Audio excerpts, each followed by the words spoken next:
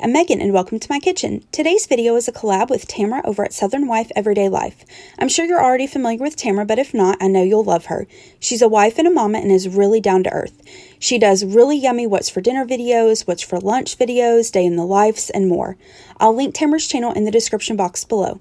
As soon as you're done watching my video, head on over to her channel, show her some love, and subscribe to her if you're not already. If you're coming to my channel from Tamara's, welcome. I do weekly what's for dinner videos, grocery hauls, and more. I hope you enjoy and that you'll consider subscribing to my channel. If you're a returning viewer or subscriber, thanks for coming back. I really appreciate your support. In today's What's for Dinner video, I'll be sharing with you what meals we had this past week. Our dinners were easy to make, budget-friendly, and delicious. So if you'd like to get some weeknight meal ideas, then just keep watching.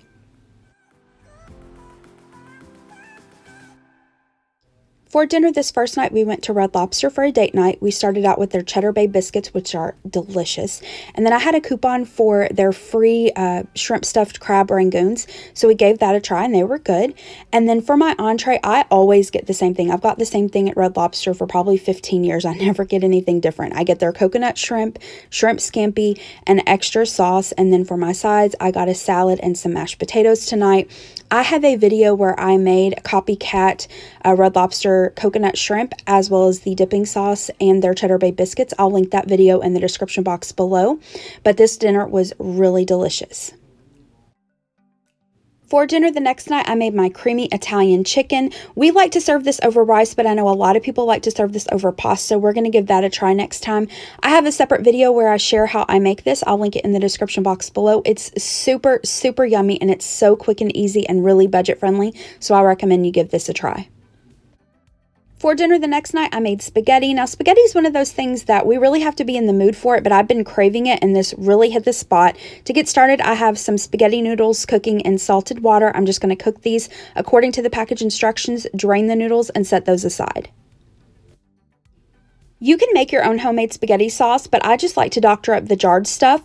So here's how I like to do it. In this pot, this is the same pot that I cooked the pasta in.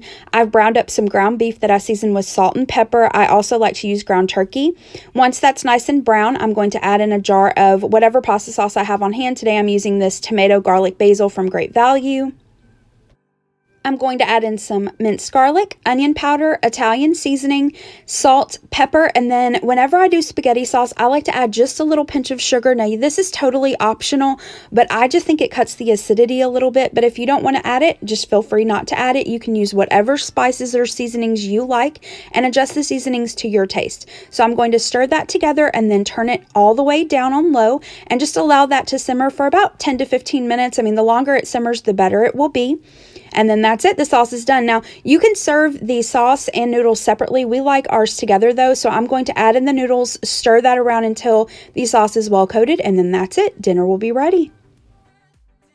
And here's the finished spaghetti. And then I made some quick garlic bread. I just took some sliced white bread, added a little bit of butter, sprinkled some garlic powder and parsley flakes, and then baked this in the oven until they were nice and toasted.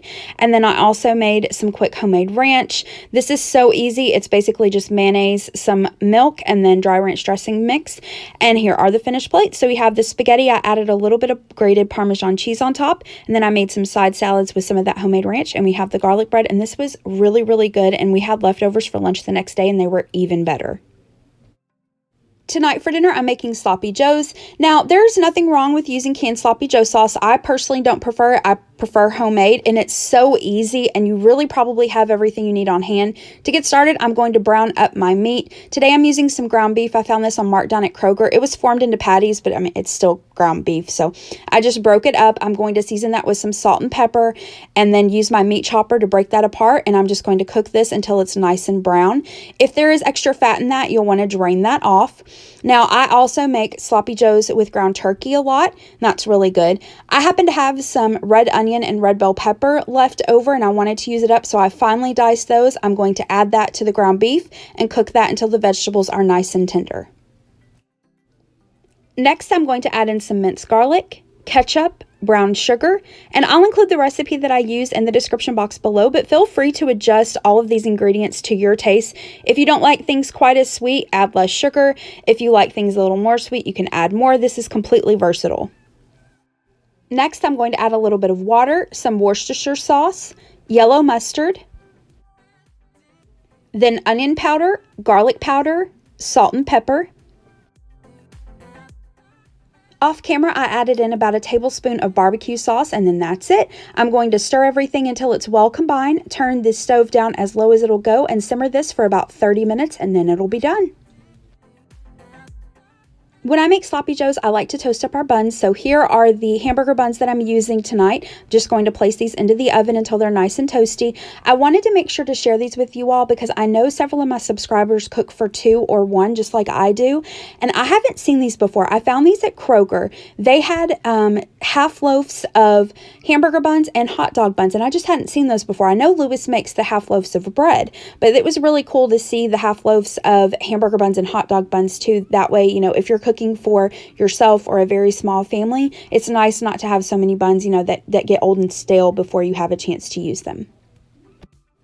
Here's the finished sloppy joe mixture, and then here are the toasted buns. My husband likes American cheese on his sloppy joes, so once I pulled the buns out of the oven, I added a slice of cheese to his bun so that it started to go ahead and melt, and then that's it. I'm going to plate everything up. Here are the plates. I just did really easy sides this night. I didn't feel a lot like cooking. We have the sloppy joes, and then I served up some baby carrots with some ranch dressing, and then some fresh watermelon with salt, and that was our dinner this night. Tonight for dinner, I'm making chicken Caesar salads. I'm going to get started by marinating my chicken. Now, you can marinate this for 30 minutes or an hour if that's what you have, but overnight is best. So I'm doing this the night before. I'm just going to place a couple of chicken breasts into a Ziploc bag, and then I'm going to add some Italian dressing. You can use whatever Italian dressing you like. I just happen to have this on hand and I want to use it up. So I'm going to add the rest of the bottle to this bag, and then add some of this Badia or Badia Complete, some garlic powder, salt and pepper, and then some onion powder. I'm going to seal the bag up and let as much air as possible out, and then just kind of squish everything together. I hate to use that word, but that's kind of what I'm doing. And then that's it. I'm just going to place this into the refrigerator to marinate. Next, I'm going to make some Caesar dressing. You can, of course, use bottled. I didn't have any on hand, so I pulled out this recipe. I haven't made it in several years. It came from the kitchen on Food Network. I'll link the recipe in the description box below. I like this recipe because a lot of Caesar dressings call for anchovies, and I just don't, that's not something that I keep in my pantry.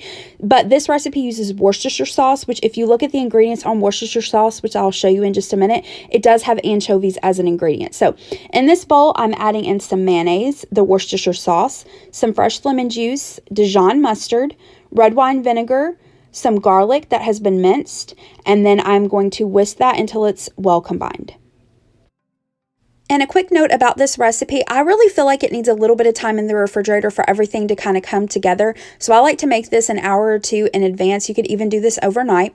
Once that's well combined, I'm going to add in the olive oil. You just want to stream the olive oil in slowly and whisk constantly as you're streaming in the olive oil. Once the olive oil is in and it's well combined, I'm going to add in the Parmesan cheese, stir that together, and then that's it. You'll give this a taste and season this with salt and pepper according to your taste. Go easy with the salt because you've got several things in here that are pretty salty though. I'm going to cover this and place this into the refrigerator until we're ready to serve. I cook my chicken in the air fryer. You can bake it or grill it. It was just really hot this day, and so I thought the air fryer would be the best way to do it. I cooked it at 360 degrees for about 10 minutes, flipped it over and cooked it for another 8 to 10 minutes or until it was 165 degrees internal temperature. I removed it from the air fryer, let it set for a few minutes to rest, and then I cut it into pieces. To go along with the salads, I decided to make what I call caprese bites. These are so good. We love these. I actually got the idea from my sister. She made these several years ago, and I have made them ever since. We love them. First, I have some of these bagel chips. I got these from Aldi. These are the roasted garlic flavor. I'm just going to lay these out onto the plate. Next, I have some tomatoes that I got from the Amish store. These are so good. I'm just going to cut these tomatoes into quarters to fit onto the bagel bites. You can also use cherry tomatoes. That works as well. Then I have some fresh mozzarella cheese that I'm also going to cut into pieces about the size of the bagel bites. Add the mozzarella cheese. Now, I also sprinkled the tomato and the mozzarella cheese with a little bit of salt. Not a lot, but just a little bit. Then I'm going to add a little piece of fresh basil to each piece of mozzarella. I'm then going to sprinkle on some of this balsamic glaze that I got from Trader Joe's. And then I'm going to sprinkle a little bit of olive oil over top, and that's it. To assemble the salads, I'm going to add some romaine lettuce to each of the serving bowls. And then I had a little bit of the tomato left over from the caprese bites. I know it's not traditional in a Caesar salad, but I wanted to use them up, so I added them and they were delicious. I'm then adding some croutons, some grated Parmesan cheese, and then some of the diced chicken that I just cooked. Then I'm going to add some of the salad dressing that we made earlier, and I don't know if you saw my husband's hand there poking in, but as I was making the salad, he was like, "Ooh, we have some of that mozzarella cheese left over." He was like, "Can we cut that up and put that in mine?" I know it's not traditional, but he said it was really good. So here are the finished caprese bites. Here is the finished salad. Both of these were delicious. They were so fresh and summery. It was a really good dinner. Tonight for dinner, I'm making poor man's shepherd's pie. Now, disclaimer here, I'm not claiming that this is an authentic shepherd's pie. It's definitely not. But this recipe was one of my mom's best friend's recipes, and she shared it with my mom, and I can remember my mom making this when my sister and I were really small. This is a very budget-friendly meal. It's stick to your ribs. It's good comfort food, and your family will love it. Now, you can totally customize this. You can add whatever vegetables you like. You can add shredded cheese. You can add whatever seasonings, but it's just really simple. So let me show you how we make it. To get started, I'm going to mix the corn together. In this bowl, I'm going to add a can of cream-style corn and a can of drained corn. Now, I'm having the recipe, and this still made plenty for my husband and I. It left us with plenty of leftovers. And I mentioned this on my last grocery haul, but at Food Lion, I found these little half cans. So that's really good if you're cooking for one or two or for a small family. If you can find these little half cans, or you could just use full-size cans and use them in a separate meal. But in this greased casserole dish, I'm going to add in my ground beef. This is just ground beef that I seasoned up with some salt and pepper and a little bit of Worcestershire sauce. Cooked it until it was brown. I use lean ground beef. If you need to drain it though, make sure you drain it. On top of the ground beef, I'm going to add the cream corn mixture, and then I'm going to add in my mashed potatoes. Now, these are just instant mashed potatoes. You can make your favorite recipe. This is also a great way to use up leftover mashed potatoes, and then that's it. Like I said, super simple. I'm going to place this into my preheated 350-degree oven, and for about 30 minutes. You can turn this on broil if you'd like, and like I mentioned earlier, you could also add some shredded cheese or parsley flakes or grated Parmesan cheese would be good as well. And that's it. Here is the finished dinner. We have the green beans. I made Mandy in the Makings green beans, and then here's the finished shepherd's pie, and I'll show you our plates. And here are the plates. Like I said earlier, this is not complicated. It's not fancy. It's just simple, but this completely took me back to being a little kid again. And isn't that amazing? That's one of the things that I love about food, is that it can totally transport you to a different time, different place, bring up memories. I love that about food. And like I said, this totally took me back to being a little kid. For dinner this next night, I made Queso Taquitos. I saw this recipe over on Instagram. There is a lady that I follow over there, and if you're on Instagram, you got to go follow her. She posts the most delicious looking meals. Her name is Kirsty, and her Instagram handle is myfooddiary3. I'll have it linked down in the description box below. She does not have a YouTube channel yet. I hope she starts one soon because, like I said, her meals look delicious.